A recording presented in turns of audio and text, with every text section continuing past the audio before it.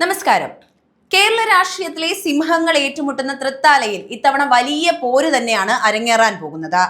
LDF അല്ലാതെ മറ്റാര് എന്ന വികസന മുദ്രാവാക്യവുമായി മന്ത്രി MP രാജേഷ് വീണ്ടും ജനവിധി തേടുമ്പോൾ തൃത്താലയുടെ മണ്ണിൽ താൻ നട്ട ജനകീയതയുടെ വേരുകൾ പിഴുതെറിയാനാവില്ല എന്ന ഉറച്ച വിശ്വാസത്തിലാണ് VT ബൽറാം. മന്ത്രി എന്ന പദവിയും മണ്ഡലത്തിൽ നടപ്പിലാക്കിയ വികസന വിപ്ലവങ്ങളും രാജേഷിനെ തുണയ്ക്കുമോ? അതോ ലോക്സഭാ തെരഞ്ഞെടുപ്പിൽ കണ്ട അട്ടിമറി ആവർത്തിച്ച് ജനങ്ങൾ മാറ്റത്തിനായി വോട്ട് ചെയ്യുമോ? ഒരു വശത്ത് ഭരണ തുടർച്ചയുടെ കരുത്തും മറുവശത്ത് നഷ്ടപ്പെട്ട പ്രതാപം തിരിച്ചുപിടിക്കാനുള്ള പോരാട്ട വീര്യവും. രണ്ട് യുവ തുർക്കികൾ നേർക്കുനേർ വരുമ്പോൾ തൃത്താലയുടെ ഹൃദയം ആർക്കൊപ്പം തുടിക്കുമെന്നത് പ്രവചനാതീതമാണ്. MP രാജേഷിന് എത്ര ചാൻസ് ഉണ്ട്? നമുക്ക് പരിശോധിക്കാം.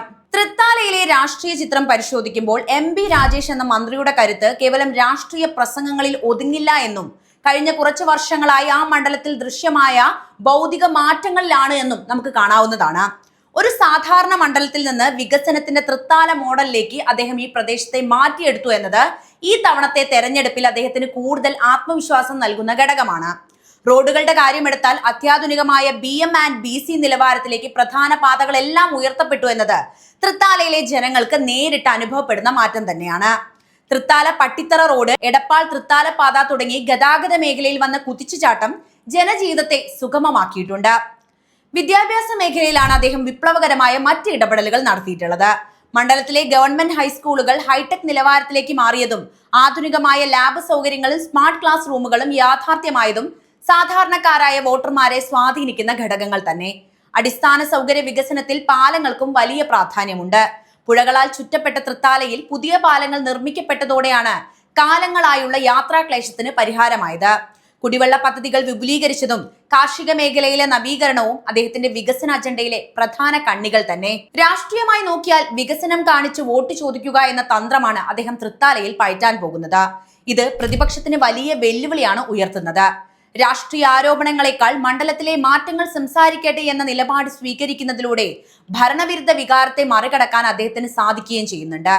ഭരണ തുടർച്ച എന്ന LDF ലക്ഷ്യത്തിന് തൃത്താലയിലെ ഈ മാറ്റങ്ങൾ ഒരു വലിയ മാതൃകയായി അവതരിപ്പിക്കപ്പെടുകയും ചെയ്യും. ചുരുക്കി പറഞ്ഞാൽ രാഷ്ട്രീയ ചർച്ചകൾക്കപ്പുറം വോട്ടർമാരുടെ ദൈനംദിന ജീവിതത്തിൽ ഗുണപരമായ മാറ്റം വരുത്താൻ കഴിഞ്ഞു എന്നതാണ് MP രാജേഷിന്റെ ഏറ്റവും വലിയ രാഷ്ട്രീയ ആയുധം.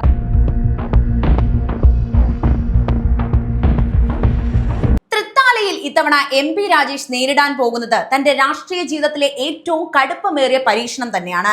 2021 VT ബൽറാം എന്ന കരുത്തനെ വീഴ്ത്തി തൃത്താല പിടിച്ചെടുത്ത രാജേഷിന് മുന്നിൽ ഇന്ന് വികസന രേഖകൾ ഉണ്ട് എങ്കിലും രാഷ്ട്രീയമായ പല വെല്ലുവിളികളുമുണ്ട്. തൃത്താലയിലെ രാഷ്ട്രീയ പോരാട്ടം കേവലം വികസനവും രാഷ്ട്രീയവും തമ്മിലുള്ളതല്ല, മറിച്ച് രണ്ട് കരുത്തരായ വ്യക്തിത്വങ്ങൾ തമ്മിലുള്ള പോരാട്ടം കൂടിയാണ് എന്നതാണ് വാസ്തവം. VT ബൽറാമിന്റെ പ്രവർത്തന ശൈലി പരിശോധിക്കുമ്പോൾ തോൽവിക്ക് ശേഷവും അദ്ദേഹം മണ്ഡലത്തിൽ നിലനിർത്തുന്ന സജീവ സാന്നിധ്യം MP രാജേഷിന് വലിയ തലവേദന ഉണ്ടാക്കുന്നുണ്ട്. സാധാരണഗതിയിൽ തിരഞ്ഞെടുപ്പിൽ പരാജയപ്പെടുന്ന സ്ഥാനാർത്ഥികൾ മണ്ഡലത്തിൽ നിന്ന് അകന്നു നിൽക്കുന്ന പതിവുണ്ട് എങ്കിലും ബൽറാം അതിന് വിപരീതമായി ഓരോ പ്രാദേശിക വിഷയങ്ങളിലും അതൊരു ചെറിയ റോഡ് പ്രശ്നമായാലും അല്ലെങ്കിൽ സാമൂഹിക വിഷയമായാലും ഒക്കെ ഉടൻ ഇടപെടുകയും സോഷ്യൽ മീഡിയയിലൂടെയും നേരിട്ടും അത് ജനമധ്യത്തിൽ എത്തിക്കുകയും ചെയ്യുന്ന വ്യക്തിയാണ്. ഇതുകൊണ്ട് തന്നെ UDFന് ഒരു മേൽക്കൈ കൊണ്ടുവരാൻ മണ്ഡലത്തിൽ സാധിച്ചിട്ടുണ്ട്. ഇടത് MLA ആയിരുന്നിട്ടും കഴിഞ്ഞ ലോക്സഭാ തെരഞ്ഞെടുപ്പിൽ മണ്ഡലത്തിലുണ്ടായ വോട്ട് ചോർച്ച വളരെ പ്രാധാന്യത്തോടെ തന്നെയാണ് LDFും നോക്കിക്കാണുന്നത്. ഇടതുപക്ഷത്തിന്റെ ഉറച്ച കോട്ടകളിൽ പോലും UDF വ്യക്തമായ മുന്നേറ്റം നടത്തിയത് CPMനെ തെല്ലൊന്നുമല്ല ആശങ്കപ്പെടുത്തിയത്. ഭരണവിരുദ്ധ വികാരം ഒരു വശത്തും മണ്ഡലത്തിൽ തോൽവിക്ക് ശേഷവും സജീവമായി തുടരുന്ന VT ബൽറാമിന്റെ വ്യക്തിപരമായ സ്വാധീനം മറുവശത്ത് നിൽക്കുമ്പോൾ രാജേഷിന് ഓരോ വോട്ടും പിടിച്ചെടുക്കാൻ കഠിനമായി വിയർപ്പൊഴുക്കേണ്ടതായി വരും. മന്ത്രി എന്ന നിലയിലുള്ള തിരക്കുകൾക്കിടയിലും മണ്ഡലത്തിലെ വോട്ടർമാരുമായി നേരിട്ടുള്ള ബന്ധം എത്രത്തോളം കാത്തുസൂക്ഷിക്കാൻ കഴിഞ്ഞു എന്നത് ഈ തെരഞ്ഞെടുപ്പിൽ ഏറെ നിർണായകമാണ്. സാധാരണക്കാരായ വോട്ടർമാർക്കിടയിൽ ബൽറാമിനുള്ള നമ്മുടെ MLA എന്ന പഴയ പ്രതിച്ഛായ തിരിച്ചുപിടിക്കാൻ UDF ശ്രമിച്ചുകൊണ്ടിരിക്കുമ്പോൾ സർക്കാർ നടപ്പിലാക്കിയ വലിയ വികസന പദ്ധതികൾ ഉയർത്തിക്കാട്ടിയാണ് രാജേഷ് പ്രതിരോധം തീർക്കുന്നത്. ഇതിനു പുറമെ BJP പിടിക്കുന്ന വോട്ടുകൾ ആരുടെ വിജയ സാധ്യതയാണ് തകർക്കുക എന്നതും തൃത്താലയിലെ രാഷ്ട്രീയ സമവാക്യങ്ങളെ മാറ്റിമറിക്കും.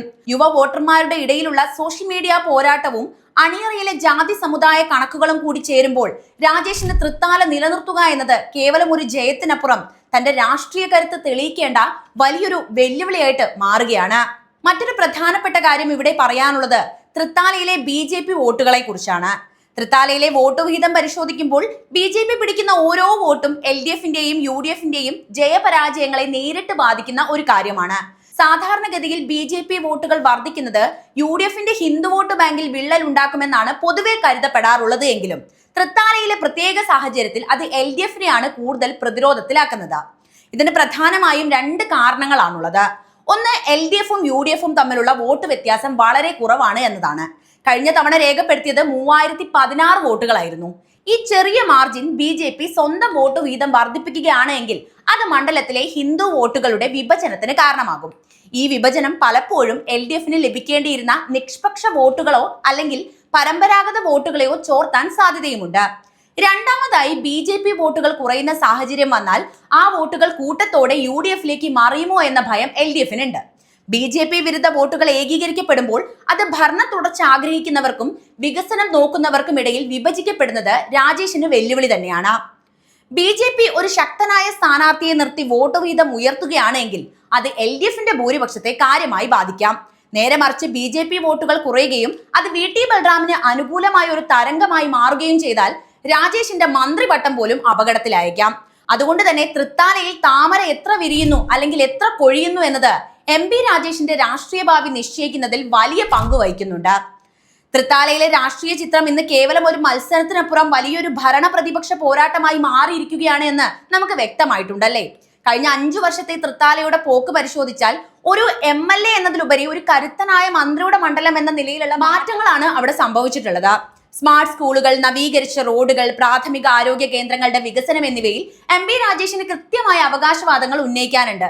എങ്കിലും രാഷ്ട്രീയമായി നോക്കിയാൽ മണ്ഡലം ഇപ്പോഴും ഒരു അഗ്നി പരീക്ഷയിലാണുള്ളത് എന്ന് പറയാം. ലോക്സഭാ തെരഞ്ഞെടുപ്പിൽ തൃത്താല മണ്ഡലം UDFന് നൽകിയ വലിയ ഭൂരിപക്ഷം LDFനെ ഞെട്ടിച്ച സംഭവം തന്നെയാണ്. വികസനം മാത്രം വോട്ടായി മാറില്ലെന്ന രാഷ്ട്രീയ സൂചനയായിട്ടാണ് നിരീക്ഷകർ ഇതിനെ നോക്കിക്കാണുന്നത്. അതുകൊണ്ട് തന്നെ MP രാജേഷ് ഇത്തവണ ജനവിധി തേടുന്നത് തന്റെ ഭരണ നേട്ടങ്ങൾക്കൊപ്പം പാർട്ടി വോട്ടുകൾ ചോരാതെ കാക്കാനുള്ള തന്ത്രങ്ങളുമായിട്ട് തന്നെയാണ്. മന്ത്രി എന്ന നിലയിലുള്ള തിരക്കുകൾക്കിടയിലും മണ്ഡലത്തിലെ ഓരോ കുടുംബങ്ങളുമായി ബന്ധം പുതുക്കാനാണ് അദ്ദേഹം ഇപ്പോൾ ശ്രമിക്കുന്നത്. വികസനം തുടരണോ അതോ രാഷ്ട്രീയപരമായി ഒരു തിരിച്ചുപോക്ക് വേണോ എന്ന ചോദ്യമാണ് രാജേഷ് ഉയർത്തുന്നത്. മറുഭാഗത്ത് VT ബൽറാം തന്റെ നഷ്ടപ്പെട്ട മണ്ണ് തിരിച്ചുപിടിക്കാനുള്ള കഠിന ശ്രമത്തിലാണ്. പരാജയപ്പെട്ടുവെങ്കിലും മണ്ഡലത്തിൽ നിന്ന് മാറി നിൽക്കാതെ ജനങ്ങൾക്കിടയിൽ സജീവമായി തുടരുന്നത് ബൽറാമിന് വലിയ മുൻതൂക്കം തന്നെ അവിടെ നൽകുന്നുണ്ട്. ഭരണവിരുദ്ധ വികാരത്തെ വോട്ടാക്കി മാറ്റാനാണ് UDF ലക്ഷ്യമിടുന്നത്. സാധാരണക്കാരായ വോട്ടർമാരോടുള്ള ബൽറാമിന്റെ ഹൃദ്യമായ പെരുമാറ്റവും സോഷ്യൽ മീഡിയയിൽ അദ്ദേഹത്തിന്റെ കരുത്തും യുവ വോട്ടർമാരെ സ്വാധീനിക്കാൻ സാധ്യതയുള്ള ഘടകവുമാണ്. MP രാജേഷ് തന്റെ ഭരണശേഷിയും വികസനവും മുൻനിർത്തി വോട്ട് ചോദിക്കുമ്പോൾ VT ബൽറാം ജനകീയതയും മാറ്റവുമാണ് ആയുധമാക്കുന്നത്. കഴിഞ്ഞ കുറച്ചു കാലമായി തൃത്താലയിൽ UDFന് ലഭിക്കുന്ന മുൻതൂക്കം നിലനിർത്താൻ ബൽറാമിന് കഴിയുമോ അതോ ഭരണ നേട്ടങ്ങൾ കൊണ്ട് രാജേഷ് അത് മറികടക്കുമോ എന്നതാണ് ഈ തെരഞ്ഞെടുപ്പിലെ സസ്പെൻസ് ഘടകം. ഒരു ഫോട്ടോ ഫിനിഷിംഗിലേക്ക് നീങ്ങുന്ന തൃത്താലയിലെ പോരാട്ടം കേരള രാഷ്ട്രീയത്തിലെ തന്നെ ഏറ്റവും ആവേശകരമായ ഒന്നായിരിക്കുമെന്ന കാര്യത്തിൽ യാതൊരുവിധ സംശയവുമില്ല. ഈ വിഷയത്തിലെ നിങ്ങളുടെ നിലപാട് അറിയാൻ താല്പര്യമുണ്ട്. എന്തായാലും കമന്റ് ബോക്സിൽ എഴുതുമല്ലോ. മറ്റൊരു വീഡിയോയുമായി വീണ്ടും എത്താം. നന്ദി.